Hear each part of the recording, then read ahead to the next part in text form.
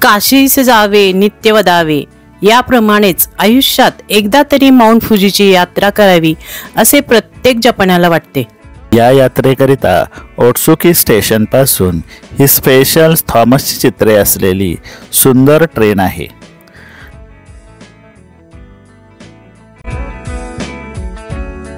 जपान्यांना cartoon कॅरेक्टरचे भारी वेड आहे। त्यात आम्हाला जागा भेटली ती थेट इंजिन दादांच्या मागोमाग। त्या भलत्याच सुंदर रूटवरून प्रत्यक्षात ट्रेन चालवल्याचा खोटा आनंद झाला। कशासाठी पोटासाठी करत ट्रेन एकदाची कावागुची स्टेशनात लागली। इथे आम्ही मिस्टर तोरू यांच्याकडे पेइंग गेस्ट म्हणून राहणार आहोत। सिटी बसचा अल्पसा प्रवास करून बॅगा ओढत पायवाटेने चालणे सुरू झाले, तेही पावसात।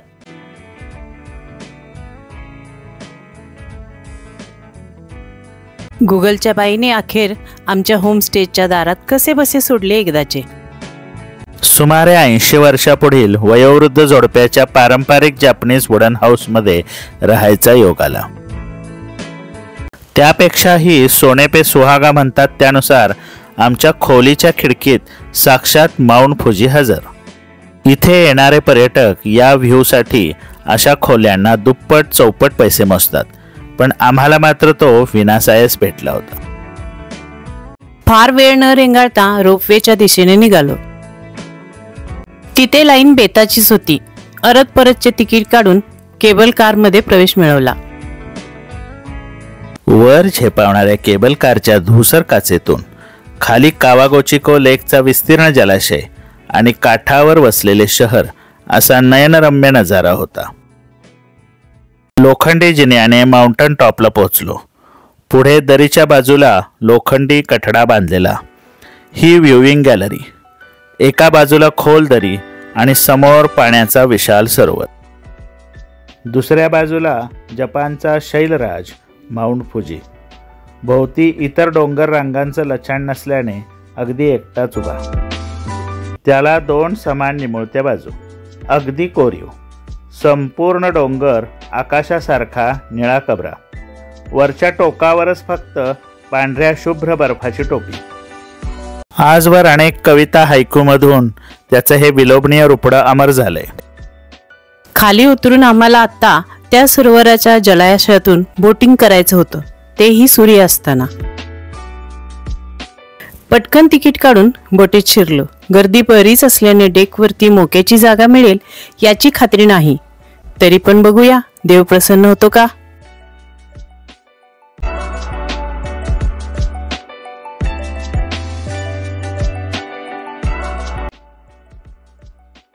अहो, ही बोट पूर्ण जलाशयाची सैर करणार आहे का ठराविक अंतर जाऊन परत येणार आहे? अगं, पूर्ण राऊंड मारतात ते। सूर्य अस्तांचली निघाल्याने तापमान भराभर खाली उतरायला लागले। थंडगार बर्फाळ हवेने अंग गोठायला लागलं। लोकांच्या अगदी गराड्यात मधोमध बसून गारठा कमी करण्याचा केविलवाण्या प्रयत्न करीत होते, पण चहू बाजूने थंडी चाल करून यायला लागली। मोबाईलवर पाहिले तर तापमान 4 अंश इतके कमी। नाविकाने बोट आता अशा पॉइंटवर आणून ठेवली की सूर्य फुजीच्या माथी आला। क्षणार्धात फुजिसानचे रुपडे पालटले, त्याला सुवर्ण झळाळी आली। सहप्रवाशांची आता त्याच्यासोबत फोटो काढण्याची गडबड सुरू झाली।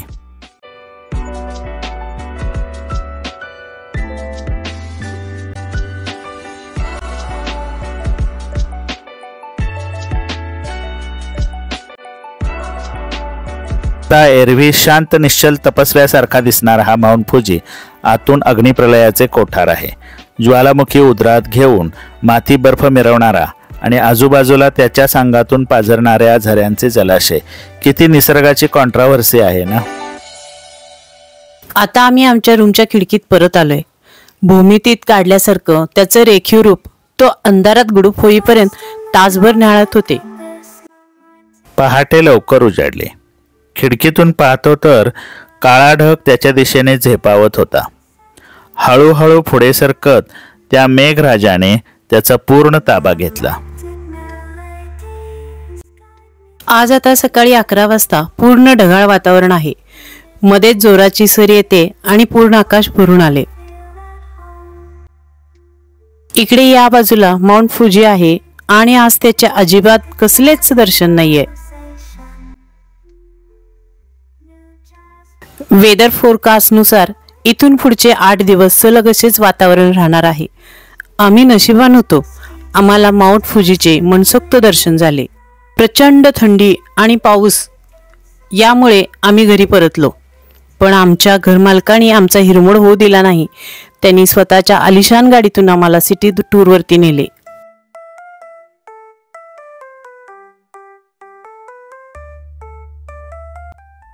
बाहेर लेक कावागुचिको दिसतोय आणि वर आभ्राच्छादित आकाश.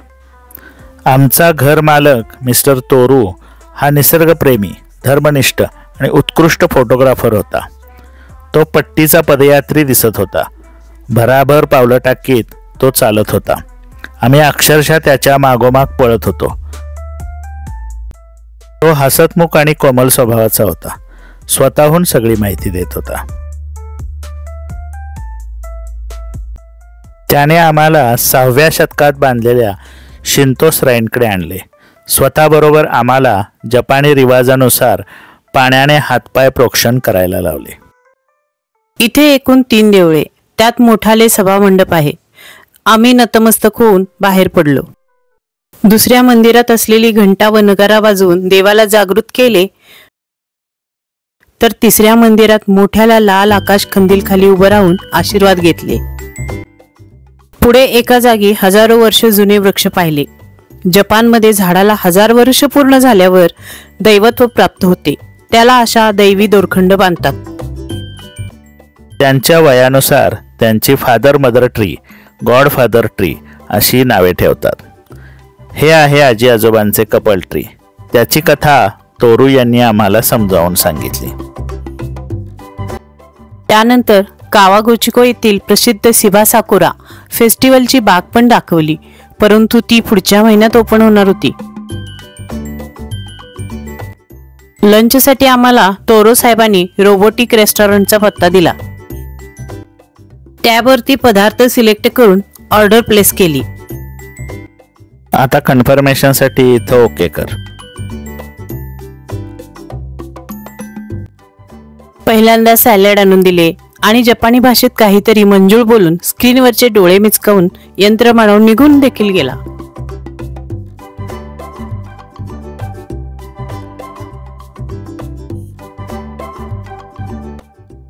पुन्हा आला ते राईस, पिझ्झा आणि चिकन करी नूडल घेऊन.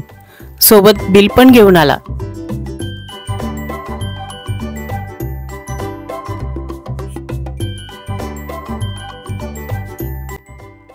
डिश मधील पदार्थाकडे पाहूनच ते डिलिशियस असणार याची खात्री पटली. मुळातच जपानी पाककौशल्य वाखाणण्याजोगे आहे. रिमझिम पडणारा पाऊस आणि बर्फासारखी कमालीची थंडी यातून चालत चालत घराकडे निघालोय. एसटी सारखी लाल परी दिसली म्हणून थबकले, पण ती लूप लाईन बसच होती. आसमंती घन ओथंबून आलेत. आहाहा, काय बहारदार वातावरण आहे. इथे रोज रात्रीचं जेवण पारंपरिक जपानी पद्धतीत होत होतं. छोट्या लाकडी टेबलाखाली खुरमांडी घालून वज्रासनात बसायचं. बसायला छोट्या रजईचं चौकोनी बसकर. 2 रात्री अगदी अशाच पद्धतीनं जेवलो. रात्री पारंपरिक जपानी पद्धतीनं झोपी गेलो.